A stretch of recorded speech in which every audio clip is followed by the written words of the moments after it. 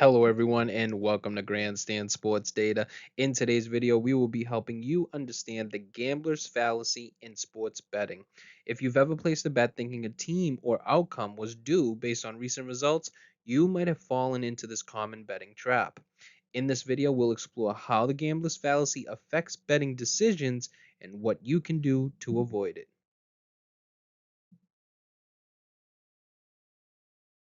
So, what is the gambler's fallacy? Let's break it down. Imagine you're sitting around with some buddies flipping a coin.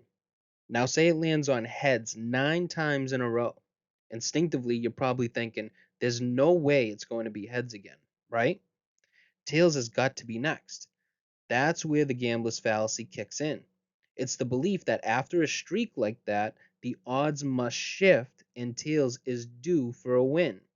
It is the belief that future outcomes are affected by past random events.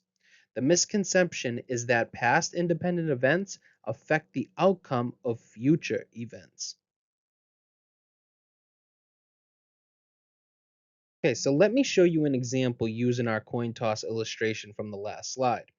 Like we said, a coin has been flipped 9 times in a row and they all come up heads. The odds for the 10th flip are still exactly the same, 50-50. This is the core of gambler's fallacy. The idea that the past results somehow change the odds moving forward. In reality, each flip, roll, or even bet in the terms of gambling stands on its own. The coin doesn't care that it's landed on heads 9 times before. Every flip is independent, and the odds stay the same no matter what happened before. Whether you're handicapping a team's streak or just looking at your own betting performance, it's easy to fall into this trap of thinking that a streak somehow changes the odds. But in random situations like this, sometimes the streak doesn't mean anything, and randomness doesn't owe you a thing. Okay, so let's bring this into something more familiar to us, sports betting. And we can break these up into two components. The first will be team and player handicapping, and the other will be your own betting performance. Let's start with the team and player handicapping. I'm pretty sure you found yourself thinking a team is due for a win after a losing streak. Or maybe you've seen a team on fire, winning game after game, and thought they've got to cool off sooner or later, right? This is where the gambler's fallacy slips into the world of sports. This kind of flawed thinking can mess with your betting strategy. You start betting based on emotion and gut feelings about winning streaks or losing streaks rather than focusing on the facts that actually matter.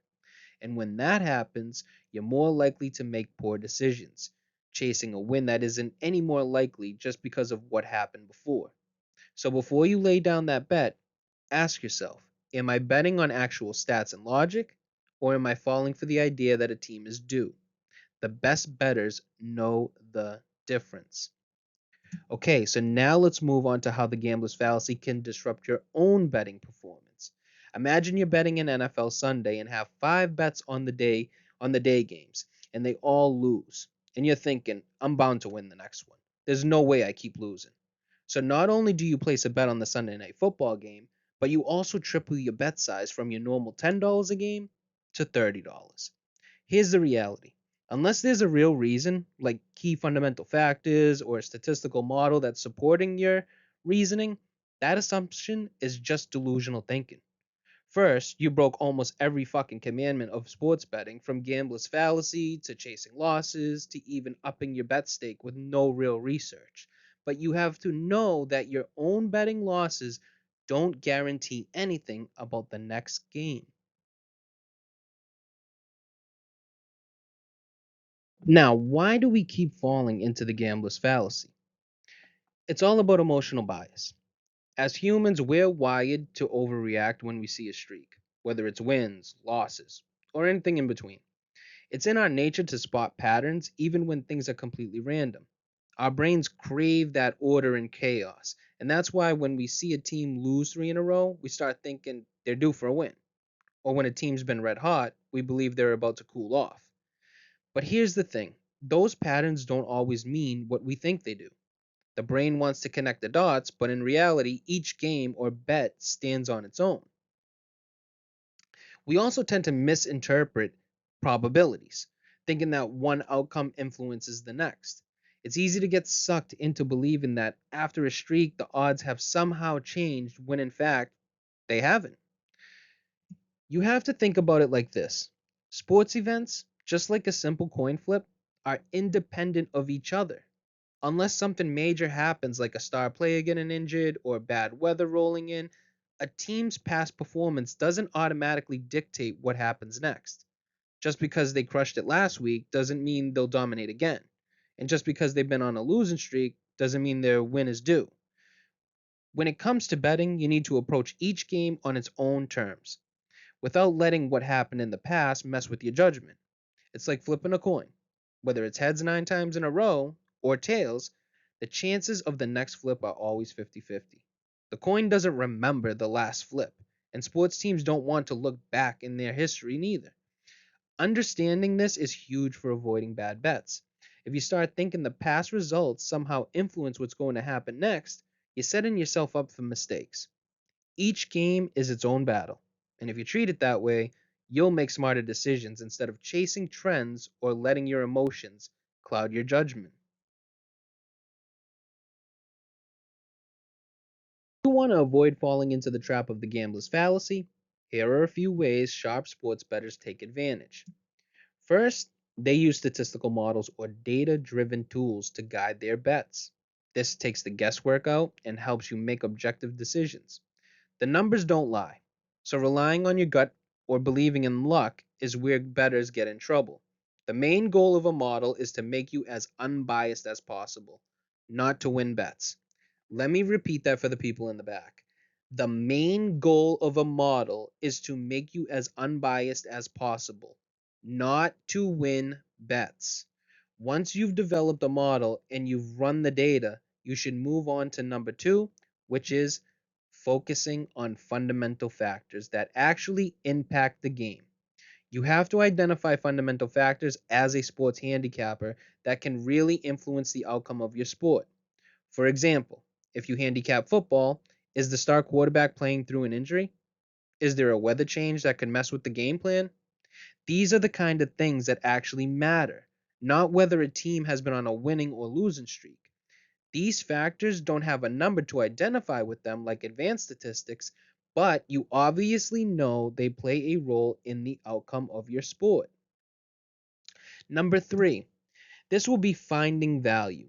Instead of betting based on streaks or patterns, professionals look for value bets where the odds are in their favor due to the mispricing of the bookmakers or overlooked factors. Value betting is all about finding bets where the probability offered by the bookmaker's odds is lower than the actual probability of an outcome occurring.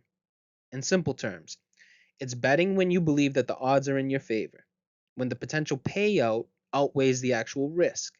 An example would be if your model hits money lines at 60% and it's favoring a team whose odds are plus 100, which equals 50%, you would have a 10% edge on that specific team against the bookmaker. By focusing on this type of mismatch, professional bettors consistently make bets that offer long term profitability, even if they lose in the short term. So, to our last advantage, you have to remember from our last slide that every game is its own thing.